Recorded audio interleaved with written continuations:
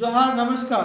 मैं M S sir की पाठशाला में तहे दिल से स्वागत करता हूँ। क्लास 8 वालों की विशेष रूप से यहाँ पे आपको चक्रवृद्धि ब्याज को कैसे निकाला जाएगा ये सिखाया जा रहा है। कंपाउंड इंटरेस्ट जिसको हम लोग बोलते हैं, आसानी से एकदम सिंपल से सिंपल तरीका से आपको सॉल्व करके मैं दिखा रहा हूँ। तो हो चुका आगाज, युग बदलने की तैयारी है, जीत उसी की होगी जिसकी संघर्ष जारी है। चलिए तो कंपाउंड इंटरेस्ट सीखते हैं और मजा लेते हैं। गणित का क्वेश्चन क्या है? क्लास 8 प्रश्नावली 9.3 प्रश्न संख्या 3 और 4 सॉल्व करेंगे। फिलहाल 3। राम एक साहूकार से 40,000 रुपया उधार लिया। तो उधारी तो सबको जानता है कि हाँ उधार लेता है। उधार जो लिया जाता है उसको हम लोग बोलते हैं मूल या मूलधन। अब उस मूलधन को आप चाहे तो P से इंडिकेट कर सकते हैं। P फॉर प्रिंसिपल होता है, मतलब मूलधन। तो P फॉर प्रिंसिपल जिसको लोग मूलधन भी कहते हैं। तो मूलधन कितना भाई? तो 40,000 रुपया है। 40,000 रुपया राम एक साहूकार से, साहूकार कौन? जो पैसा लगाता है, उससे लिया। अब उधार लिया, यदि वार्षिक ब्याज की दर 7% हो। ब्याज की दर आपको पता है, आप लोग बोलते होंगे कि 10 रुपये सैकड़ा, 5 रुपये सैकड़ा, ऐसे बोलते होंगे। वही होता है दर। तो यहाँ आर हो गया, रेट हो गया 7%। और बोला है कि 2 वर्ष बाद, तो टाइम दिया हुआ जिसको हम लोग एन भी बोलते हैं। और ये कितना है? 2 ईयर्स, 2 वर्ष। 2 वर्ष बाद चक्रवृद्धि ब्याज ज्ञात कीजिए। 2 वर्ष के बाद इस मूलधन का कितना कंपाउंड इंटरेस्ट हो जाएगा, कितना चक्रवृद्धि ब्याज होगा, मतलब सुदिया का शुद्ध बीज, जो कहते हैं ना कि सुदिया का शुद्ध, वो वाले। तो इसके चक्रवृद्धि ब्याज ज्ञात करने के लिए पहले आपको अमाउंट ज्ञात करना होगा, और अमाउंट से जब निकल जाएगा तो फिर निकलेगा हम लोग का कंपाउंड इंटरेस्ट। तो चलिए मिश्र धन निकालते हैं। मिश्र धन में क्या होता है? जो मूलधन होता है और जो सूद होता है उसको जोड़ते हैं तो आता है मिश्र धन। लेकिन कंपाउंड इंटरेस्ट की बात बताएंगे आगे। फिलहाल चलते हैं हम लोग अमाउंट की ओर। जब वार्षिक संयोजित होता है तो फॉर्मूला बहुत सिंपल लगता है। P1 प्लस R/100 ऊपर में हो जाएगा पावर के रूप में n। P कितना है? 40,000 है। 1 R कितना है? 7 है, 7/100। और n कितना है? 2। तो चलिए इसको सॉल्व करते हैं। 40,000 जब इसको सॉल्व करेंगे तो क्या आएगा? यहाँ पे भिन्न का जोड़ हो जाएगा 100 प्लस 7/100। कैसे हुआ गुरुजी?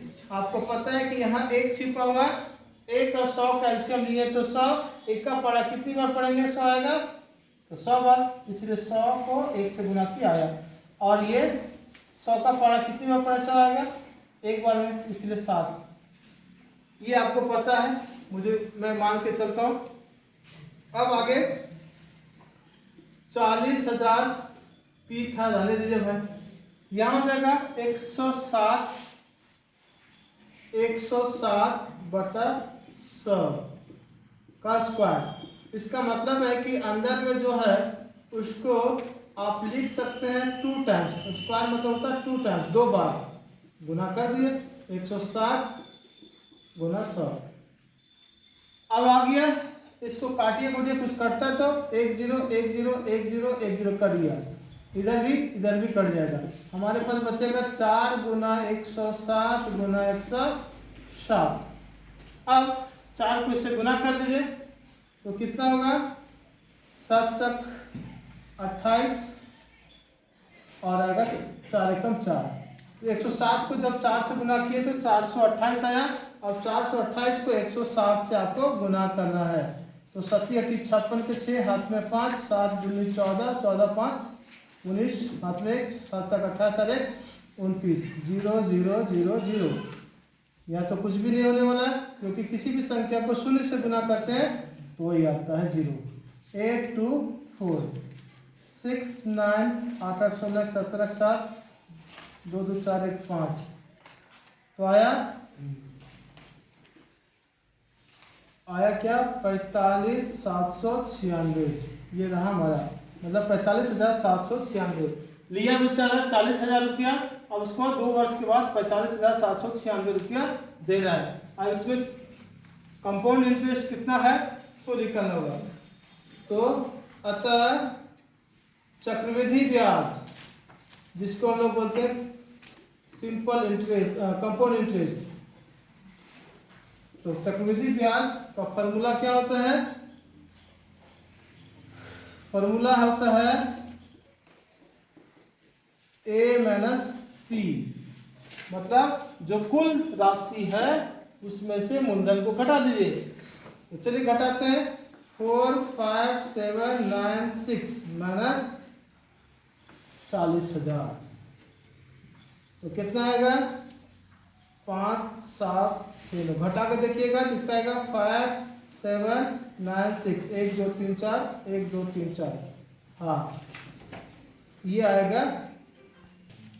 तो चक्रवृद्धि ब्याज हम लोग को आ गया 5,796 रुपया। अब इस प्रश्न का उत्तर आ गया।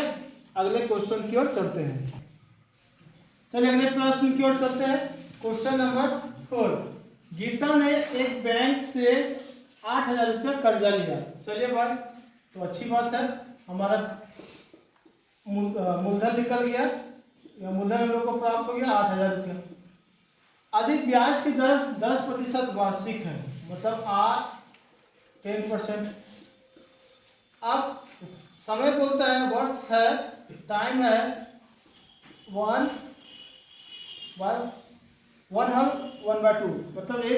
1/2 वर्ष। मतलब कहने का अर्थ ये हुआ कि यहाँ 1.5 वर्ष की बात है। उसके द्वारा भुगतान की जाने वाली राशि ज्ञात कीजिए। तो भुगतान की जाने वाली राशि अर्थात अमाउंट ज्ञात करना होगा या सीआई ज्ञात करना होगा। लेकिन यह 2 शर्त है। एक में तो आपको ज्ञात करना होगा ब्याज वार्षिक रूप से संयोजित होती है, दूसरा में ब्याज अर्धवार्षिक रूप से संयोजित होती है। तो चलिए फिलहाल अमाउंट की ओर चलते हैं। अगर अमाउंट से आंसर आ गया तो बढ़िया, आना चाहिए, नहीं आएगा तो सीआई निकालेंगे। ए बराबर P into 1 plus R by 100 का पावर एन होता है फॉर्मूला अमाउंट में। पी की जगह पे बैठाएंगे हम लोग 8,000, 1 प्लस आर की जगह पे 10/100, और यहाँ हो जाएगा 1 वर्ष लेंगे टाइम। इसको 2 तरीके से बना सकते हैं। एक वाला ये वाला 1 वर्ष को लेंगे चक्रवृद्धि ब्याज वाला फॉर्मूला, ये वाली, और उसको साधारण ब्याज से, तो एन हो जाएगा 1। चलिए देखते हैं क्या क्या आता है। 8,000 गुना 100 एकम 100 और 10, या 0 0 काट सकते हैं, तो कितना आएगा? 10 एकम 10 यानी कि 11/10 आया। इसको काटेंगे कितना आएगा? 0 0 कट गया, आया 11 को 8 से गुना किया तो 88,100। ये जो अमाउंट आया ये अगले 6 महीना के लिए क्या हो जाएगा? P1 हो जाएगा, मतलब नया मूलधन हो जाएगा 88,100। आर वही रहेगा 10%, लेकिन यहाँ टाइम क्या हो जाएगा? टाइम हो जाएगा हाफ वर्ष या 6 माह। तो चलिए एसआई निकालते हैं। एसआई निकालने के क्या करना होगा? P1 into are into T/100। अब P 8,800 है, गुना 10 है, गुना 1/200। 200 कहाँ से आया? तो इसका 2 और ये वाली 100 गुना कर दिए। और ना समझ में आया तो कोई दिक्कत नहीं, 100 गुना 2। चलिए ऐसे चलते हैं। अब ये 0 0 कट गया, ये 2 का पार इसको काट दिए, 44 आया। तो कितना आया? 440। कैसे आया? 44 को 10 से मल्टीप्लाई कीजिए तो ऐसा आ गया 440। अब इसलिए इसको डायरेक्ट करते हैं। अतः क्या पूछा था कि भुगतान की जाने वाली राशि, अतः अभिष्ट राशि में लिख रहा हूं, आप लोग भुगतान की जाने वाली राशि पूरा लिख लीजिएगा। भुगतान की जाने वाली अभिष्ट राशि, तो कैसे लिखने का? अभिष्ट राशि कहने का मतलब है इसको चाहिए अमाउंट, कुल राशि चाहिए। तो कुल राशि कैसे निकलेगा? जो आपके पास मूलधन है P1 उसमें से जोड़ दीजिए SI को।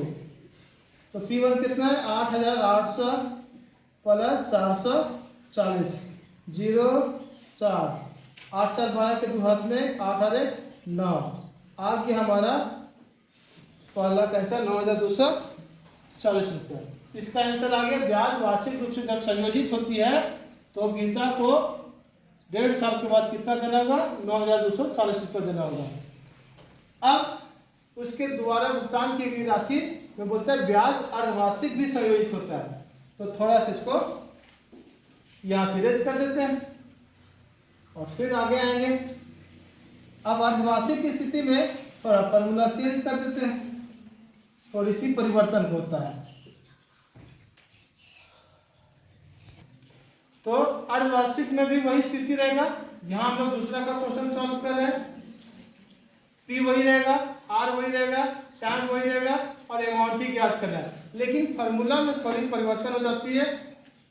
अर्धवार्षिक की स्थिति में जब यहाँ लिख सकते हैं, चूंकि जब ब्याज अर्धवार्षिक संयोजित होती है, तो जब ब्याज अर्धवार्षिक संयोजित होती है तो मिश्र धन कैसे निकलेगा? A मतलब मिश्र धन बराबर P1 प्लस R बटा 200 इंटू N के जगह पे लगेगा 2N। तो P कितना है? 8,000। यहाँ जगह 1 प्लस R, R मतलब हमारा 10 है बटा 200 है और पावर में जगह 2 इंटू 1। उसी तरह निकालेंगे 1 साल का पहले। तो इसको कट गया भाई, यहाँ आया 8,000, यहाँ हो जाएगा 20 20 और 21 का पावर 21 बटा 20 का पावर 2 हो जाएगा। इसका मतलब है ये 2 टाइम्स लिखाएगा। 8,000 गुना 21 बटा 20, फिर आएगा 21 बटा 20 0 0 0 0 2 दूनी 4 होता है तो 4 दूनी 8। हम लोग ऐसे काट सकते हैं इसको।